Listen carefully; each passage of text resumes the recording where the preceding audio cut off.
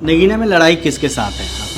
हमारी अपने साथ है। हम अगर जितनी मेहनत करेंगे उतना ही हमारा समर्थन बढ़ता जाएगा। हम चैन से आपको वाई सिक्योरिटी मिली, सपा के लोगों से मैं बात कर रहा था, नेताओं के, उन्होंने निशाना साधा। स्वागत है उनका। उनके नेता को छोड़ देना चाहिए। उनके नेता क्या जरूरत है, उनका तो इतना बड़ा समर्थन है। और मैं तो फिर कह रहा हूँ, मैंने तो उनसे कल कहा कि भाई मैं नहीं रखना चाहता। मगर मैं ये पूछ रहा हूँ कि अगर एक दलित के बेटे को सुरक्षा मिली है, इससे वो बड़े लंबे कुर्ते वालों की तकलीफ हो रही है, जान के वैल्यू नहीं है क्या? आपकी मित्रता अखिलेश यादव से थी, जयंत चौधरी जी से थी। जयंत चौधरी चले गए वहाँ पे भाजपा के साथ, अखिलेश जी ने गठबंधन नहीं किया आपके साथ, दुख हुआ? उनका क्या मन है ये तो मैं किसी के अंदर तो नहीं घुस सकता। अब उन्होंने साथ में दिया, उनका धन्यवाद। मगर मेरा काम है कि हमें तो आंदोलन को चला के रखना है। अब हम अगर बैठ जाएंगे ये सोच के कोई साथ नहीं दे रहा तो हमारा काम कौन करेगा? जिसकी समस्या है, जैसे एक बहुत प्यारी शायरी ये है कि ना हम सफ़र से निकलेगा ना हम नसी से निकलेगा, हमारे पाँव का कांटा हम ही से निकलेगा। जब हमारी समस्या तो लड़ना ही नहीं। लोकसभा पहुंचकर चंद्रशेखर क्या करें? मैंने आपको कहा ना, लोकसभा में तनख्वाह पेंशन के लिए नहीं जाना चाहता। ये हमारे लोग चाहते हैं कि उनकी आवाज़ जाए। जय भीम, नमस्कार, मैं हूं अशोक दास। आप देख रहे हैं दलित दस्तक। और नगीना का जो सीट है वो काफ़ी हॉट बनी हुई है, देश भर की नज़रें हैं। आज़ाद समाज पार्टी के ओर से चंद्रशेखर जो उसके अध्यक्ष हैं चुनाव मैदान में हैं। चंद्रशेखर जी, शुक्रिया वक्त देने के लिए। मैं 2 दिन से ट्राई कर रहा था, काफ़ी बिजी हैं आप। नगीना को क्यों चुना आपने सीट को? नगीना को पार्टी ने चुना जी। जब जिला पंचायत चुनाव हुआ था तो हमारे 8 मेंबर जिला पंचायत यहाँ जीते थे जी। वो तब जीते जब मैं यहाँ आया भी नहीं। और यहाँ की जनता ने बहुत सारे लोगों को मौका दिया। हमने देखा कि माने बहन जी भी पहली बार एमपी यहीं से बनी है टिनाई जी। और फिर बुरा ये है नगीना के साथ कि लोगों ने यहाँ से ताकत तो अर्जित की लेकिन इनकी मदद कभी नहीं की। पार्टी ने कई सीटों पर प्रस्ताव दिया था जी। और हमें चाहते थे कि भारतीय जनता पार्टी रुके, केंद्र की सत्ता में ना आए, इसके लिए हमें मिलकर चुनाव लड़ना। तो हमने तय किया, क्योंकि जब हम पे गोली चली तो किसी एक सिंगल आदमी ने, चाहे वो किसी पार्टी का नेता हो, किसी भी सदन में हमारे पक्ष में कोई आवाज़ नहीं उठाई। तो हम अपनी आंदोलन की आवाज़ को मजबूत करना चाहते हैं, इसलिए हमने तय किया कि हम एक सीट पर लड़ेंगे। और वो सीट पार्टी ने तय की। हम पे हाजीपुर, लालगंज, आगरा कई विकल्प थे, लेकिन पार्टी ने तय किया कि आप नगीना लड़ेंगे। और 1.5 साल से हम लोगों ने यहाँ तैयारी की। बूथ कमेटियाँ बननी शुरू हुई। आज पूरे लोकसभा क्षेत्र में सभी बूथ, सभी जगह पे हमारी बूथ कमेटियाँ हैं और सभी जगह पे कार्यालय खोल के तेज़ी से हम अपने काम को आगे बढ़ा रहे हैं। जी। आपकी मित्रता अखिलेश यादव से थी, जयंत चौधरी जी से थी। जयंत चौधरी चले गए वहाँ पे भाजपा के साथ, अखिलेश जी ने गठबंधन नहीं किया आपके साथ, दुख हुआ इसका? किस बात का? राजनीति, क्योंकि लगातार आप तमाम मौके पे आपने उनका साथ दिया। मैं तो सभी का साथ देता हूँ। बहुजन समाज के जितने भी लीडर्स हैं सबका साथ देता हूँ, लेकिन अब उनका क्या मन है ये तो मैं किसी के अंदर तो नहीं घुस सकता। जी। अब उन्होंने साथ नहीं दिया, उनका धन्यवाद। मगर मेरा काम है कि हमें तो आंदोलन को चला के रखना है। अब हम अगर बैठ जाएंगे ये सोच के कोई साथ नहीं दे रहा तो हमारा काम कौन करेगा? जिसकी समस्या है, जैसे एक बहुत प्यारी शायरी ये है कि ना हम सफ़र से निकलेगा ना हम नसी से निकलेगा, हमारे पाँव का कांटा हम ही से निकलेगा। जब हमारी समस्या तो लड़ना ही हमें पड़ेगा ना। जब SC/ST एक्ट पे सुप्रीम कोर्ट ने उसको कमज़ोर कर दिया था कि अखिलेश जी गए थे सड़क पर लड़ने के लिए, ये तो हमारा काम है, ये तो हमें लड़ना है। जब नीट पे, रोस्टर पे मामला आया, कोई लड़ने गया क्या? ये तो हमारा काम है, ये हमें ही लड़ना है। और अभी रिजर्वेशन को जिस तरह खत्म किया जा रहा है इस पर कौन लड़ेगा? ये तो हमें ही लड़ना है। हमें पता है कि लड़ना हमें ही है। तो नगीना में लड़ाई किसके साथ है आपकी? हमारी अपने साथ है।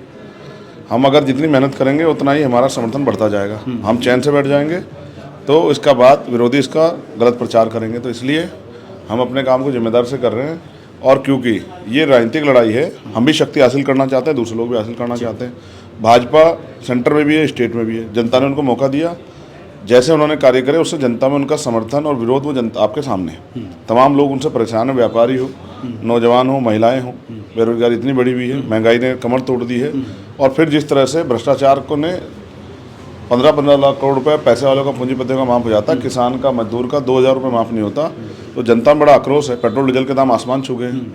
तो इसलिए मेरा मानना है कि जनता भाजपा के साथ तो नहीं, लेकिन जो बिखरा हुआ वोट है उसको तैयार करना पड़ेगा, तब हम भाजपा जीत सकते हैं। तो हमने संगठन बना के, भाईचारा बना के काफ़ी वोट तैयार कर लिया है और अगले 8-10 दिन में हम उस वोट को इकट्ठा करके बूथ तक लाने की प्रक्रिया को अंजाम दे रहे हैं। जिस तरीके से आपके समर्थन में लोग आ रहे हैं, जो तस्वीरें सामने आ रही हैं, लोग जुड़ रहे हैं, नगीना की जनता के लिए आपके मुद्दे क्या हैं? नगीना की जनता के लिए बुनियादी मुद्दे यहाँ बहुत सारे हैं। सबसे बड़ा मुद्दा नगीना ही नहीं, देश का कोई भी कोना, वो है बेरोजगारी। नौजवान बेरोजगार है। पहले तो भर्ती नहीं आती, भर्ती आती तो पेपर लीक हो जाता है, फिर आरक्षण घोटाला होता है, जैसे 69 शिक्षक भर्ती में हुआ और जैसे पुलिस की भर्ती में उत्तर प्रदेश में, दरोगा की भर्ती में हुआ। तो सबसे बड़ा मुद्दा है बेरोजगारी का। फिर है अच्छी शिक्षा के लिए अच्छे कॉलेज, अच्छी यूनिवर्सिटी, क्योंकि पैसे वाले लोग तो प्राइवेट स्कूल में पढ़ा लेंगे, गरीब कहाँ जाएंगे। तो अच्छे स्कूल, अच्छे कॉलेज, अच्छी यूनिवर्सिटियाँ बने।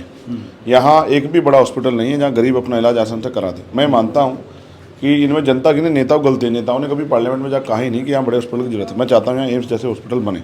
यहाँ बाढ़ की समस्या है जिससे जनता की फसल को जो है, किसानों को नुकसान होता है। यहाँ खो की समस्या है, लोगों के घर गिर जाते हैं, बह जाते हैं। बहुत सारी बुनियादी समस्या ऐसे। आज भी मैं बहुत सारे मकान कच्चे। मैं एक गाँव में गया, मुझे देख के तकलीफ हुई। आज़ादी के 75 साल बाद 20 मकान उस गाँव में कच्चे हैं। जबकि इतना ढिंढोरा पीटा जाता है कि सारे को घर मिल गया। अब मैं कह रहा हूँ 75 साल हो गए, बहुत सारी सरकारें आई लेकिन कुछ नहीं बदला।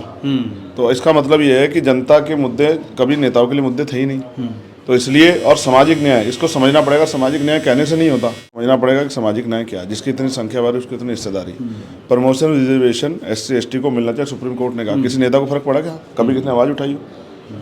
इसलिए हमारी लड़ाई ना, हमें लड़ना पड़ेगा। तो promotion reservation SC ST OBC के लोगों को मिले, बैकलॉग भरे, तमाम तरह से जिस तरह से भी जनता के जीवन में खुशहाली आती हो वो सारे काम किए जाएं। भ्रष्टाचार पे लगाम लगे। अभी तो किसी दफ्तर में जाओगे तो पैसा लगेगा, जबकि जनता तो टैक्स दे रही है, उससे उनको तनख्वाह मिल रही है। तो ये जो भ्रष्टाचार की राजनीति ये भी खत्म हो और जनता का पैसा जनता के विकास के लिए लगे, इसको हम बुनियादी रूप से मजबूत कर रहे हैं। आपको वाई सिक्योरिटी मिली, सपा के लोगों से मैं बात कर रहा था, नेताओं की, उन्होंने निशाना साधा आप पे। स्वागत है उनका। उनके नेता को छोड़ देनी चाहिए। उनके नेता को क्या जरूरत है? उनका तो इतना बड़ा समर्थन है। मोदी जी को छोड़ देनी चाहिए, योगी जी को छोड़ देनी चाहिए। और मैं तो फिर कह रहा हूँ, मैंने तो उनसे कल कहा कि भाई मैं नहीं रखना चाहता, लेकिन कल उनके बड़े अधिकारी आए, मेरा 2.5 घंटे खर्च हुए, उन्होंने मुझे फाइल दिखाई। अच्छा, थ्रेट? हाँ, उन्होंने मुझसे कहा Y+ का मतलब है 2 लोग रहते हैं सुरक्षा में, बहुत बड़ा काफिला नहीं है। ये तो पहले तो जनता को ये समझना चाहिए। 2 लोग रहते हैं, एक गाड़ी में रहता है, गाड़ी के बाहर रहता है। तो उनका कंसर्न ये है कि आपको इमरजेंसी थ्रेट है, आपकी जान को खतरा है। अब अगर आप हमसे कहते हो कि हम छोड़ रहे हैं, कल कुछ हो जाता तो आप इसके जिम्मेदार स्वयं होंगे। और स्पेशली मुझे उन्होंने ये भी कहा कि भाई हमें तो रूल फॉलो करने हैं, कोई पार्टी हो, कोई नेता, हमें इससे मतलब नहीं है, लेकिन जो जिस आदमी के नुकसान पहुंचने से लॉ एंड ऑर्डर को खतरा हो सकता है, तो उसके उस हालात को समझते हुए ये सुरक्षा व्यवस्था उपलब्ध करें। और इसमें एक लेटर में खास बात यह है कि इलेक्शन तक है। ठीक है, इलेक्शन के बाद जो होगा वो बाद की बात है। उस लेटर में ये लिखा है। मगर मैं ये पूछ रहा हूँ कि अगर एक दलित के बेटे को सुरक्षा मिली है, इससे वो बड़े लंबे कुर्ते वालों की क्यों तकलीफ हो रही है? हमारे जान की कोई वैल्यू नहीं है क्या? अभी मुझ पर गोली चली थी, 4 गोली, तो तब उनको समझ नहीं, अगर मैं मर ही जाता तो मेरे लोगों का क्या होता? इतना बड़ा संगठन है हमारा। तो उनको तो एक मुकदमे डर लगता है, हमें नहीं लगता डर। हम पे तो जितनी उम्र नहीं उससे ज़्यादा मुकदमे हैं। 39 मुकदमे चल रहे हैं मेरे ऊपर। हमारी गोरखपुर में बात हुई थी, उस मुकदमों में एक भी मेरा अपना मुकदमा नहीं, सारे जनता की लड़ाई लड़ते हैं जी। ठीक है, अभी आप देखना 69 शिक्षक भर्ती लेके सारे बच्चे यहाँ के हमारी मदद करेंगे। और जिस तरह से हमने काम किया, भाईचारा बना के, सब लोगों में हमारा समर्थन है। आज़ाद समाज पार्टी ऐसी पार्टी है जिसको हर जाति धर्म का वोट नगीना लोकसभा क्षेत्र में मिल रहा है जी। गोरखपुर में हमारी बात हुई थी, आप वहाँ रोड शो कर रहे थे, 2-3 साल का वक्त हो गया। मैंने एक सवाल पूछा था आपसे कि आपके साथ चलने वाले तमाम लोग युवा ज़्यादा देखते हैं, जो सीनियर लोग हैं उनकी थोड़ी सी कमी दिखती है। आपने भी इस बात को माना था और कहा था कि हम इस पे काम करेंगे। कितना काम हो पाया है उस पर? अब आप गांव में जाके देखो, मज़ा आएगा मुझे। जब दलित दस्तक के लोग गांव में जाएंगे और लोगों को सुनेंगे तो उनको अच्छा लगेगा जी। मैं आपसे फिर कह रहा हूँ, शुरुआती जब भी कोई चीज़ शुरुआत बुनियाद भरी जाती है तो वो उसमें ज़्यादा समय लगता है। जो समय हमें लगना था वो लगा दिया, नींव बन के तैयार अब तैयार होगी। अब इस पे बिल्डिंग बननी है। कोई भी नेता ऐसा नहीं है जो इन वर्गों की लड़ाई पार्लियामेंट में जाकर लड़ता है। हर व्यक्ति अपनी पार्टी प्रोटोकॉल से बंधा हुआ है। चंद्रशेखर आज़ाद हर मुद्दे पे बोलने के लिए, क्योंकि हम अपनी पार्टी की तरफ से जाएंगे चुन के, तो हर मुद्दे पे हमारी बात को सुना जाएगा, हर विषय में हमारी राय पूछी जाएगी।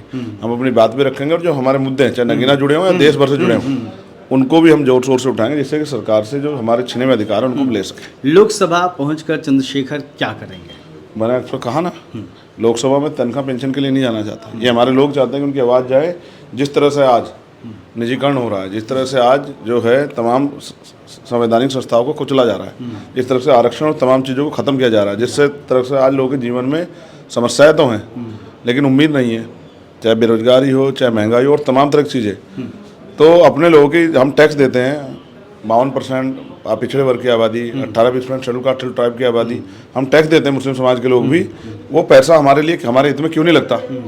तो वो पैसा हमारे हित में लगे, इसलिए उस सरकार से सवाल उठाने पड़ेंगे अपने क्षेत्र के लिए भी और राष्ट्रीय स्तर पर भी, जिससे कि सरकार को मजबूर होकर इन हितों की रक्षा इन लोगों के हितों की रक्षा करनी पड़े। बहुत बहुत शुक्रिया चंद्रशेखर, आपने वक्त दिया। मैं आपको धन्यवाद देता हूँ कि आप दिल्ली चल के यहाँ आए जी। लेकिन यहाँ आप गलियों सड़कों में जाओगे तो आपको पता रहेगा, आदमी ऐसा घर से निकलता है कप नहा धो के, बिल्कुल, और एक गांव से निकलने में ऐसा हो जाता है जैसे खेत से आया हो। ये दिया है उत्तर प्रदेश में, उत्तर प्रदेश की भाजपा सरकार ने। इसी के विरोध में जनता चंद्रशेखर आज़ाद समाज पार्टी समर्थन में खड़ी है और जनता का ये सहयोग बना रहा। साजिशें बहुत होंगी, आरोप बहुत लगाए जाएंगे, राजनीति है। मैं अकेला थोड़ा ही हूँ, बाबा साहब पे आरोप नहीं लगेगा, काशी राम साहब पे आरोप नहीं लगेगा, सब पे आरोप लगते हैं। और आरोप इसलिए लगाए जाते हैं जब हमारी शक्ति बढ़ती है तभी हमारा विरोध होता है। कमजोर का कौन विरोध करता है? आज जो बेचारे अपने दफ्तरों में बैठ के और हमारे ऊपर टिप्पणी कर रहे हैं, मैं उनका स्वागत करूँगा, मगर उनसे कहूँगा अपने घर के वोट बचा लेना। उनके घर के वोट नहीं बचेंगे, क्योंकि सबको पता है कि कौन जीत रहा है और कौन लड़ रहा है, सबको पता है। सबके दिलों में चंद्रशेखर आज़ाद के प्रति प्यार है। जो संविधान बचाने की बात कर रहे हैं वो बताओ, उन्होंने हमारे लिए, अब हम कह रहे थे भाजपा को रोकने के लिए हमें 1 सीट लड़ना, क्यों नहीं छोड़ी उन्होंने सीट? वो भाजपा को नहीं, वो अपनी पार्टी को बचा के रखना चाहते हैं, बस उनका एक मकसद ये है। ठीक है, मैं सबका स्वागत करता हूँ, सब मैदान में मिले, मैदान में जवाब दूंगा, बोलने से नहीं, काम करके। अच्छा, मैदान की बात कही तो जो समाजवादी पार्टी के उम्मीदवार हैं मनोज कुमार, उन्होंने मन से कहा कि वो पब्लिक डिबेट करना चाहते हैं, अगर प्रत्याशी तैयार हो जाए तो आप तैयार हैं? बिल्कुल तैयार हूँ, बस वो डिबेट ही कर सकते हैं। ज़मीन पे जाकर काम करने में तो बहुत तकलीफ होती है। जिन्होंने लंबे लंबे जिनको कोट पहनने की आदत हो बेचारों को, वो जब ज़मीन पे जाएंगे धूल मिट्टी कहाँ सहन होगी? ये तो गरीब के बच्चे, किसान के बच्चे ही कर सकते हैं। हमें तो आदत है, लाठियाँ खा रखी है हमने, जेल काट रखी है हमने 16-16 महीने, तिहाड़ काट रखी है, नखून खींच लिए हमारे पैरों के, दांत तोड़ दिए, रीढ़ की हड्डी में गैप है। इस दिन एक मुकदमा होगा तो बहुत सारे नेता मैंने देखे भाग जाते हैं। ठीक है, तो अब मैं उनका भी बहुत धन्यवाद। अभी तो लोग उन्हें जान ही रहे हैं, आज मेरे जरिए जान लेंगे कि मैंने उनके बारे में 2 बात की, तो लोग उनको जान लेंगे। मुझे उनसे कोई तकलीफ नहीं, चुनाव लड़ना चाहिए, लोकतांत्रिक अधिकार है। लेकिन ये चुनाव जनता का चुनाव है, जनता फैसला करेगी। चंद्रशेखर नहीं लड़ रहा है, नगीना की जनता लड़ रही है कि वो किसके साथ है। जनता तय करेगी कि नगीना का नगीना वो किसे चुनती है। नगीना की बात करें तो यहाँ से समाजवादी पार्टी के मनोज कुमार उम्मीदवार हैं, जबकि भारतीय जनता पार्टी से ओम कुमार उम्मीदवार हैं। बसपा ने यहाँ से सुरेंद्र पाल सिंह को टिकट दिया है। सारे लोग पूरे दमखम के साथ चुनाव मैदान में हैं। अब जनता को तय करना है कि वह नगीना का अपना सांसद किसे चुनती है। और जाते जाते मैं कहूँगा कि हमारे चैनल को लाइक करिए, सब्सक्राइब करिए, शेयर करिए। जय हिंद।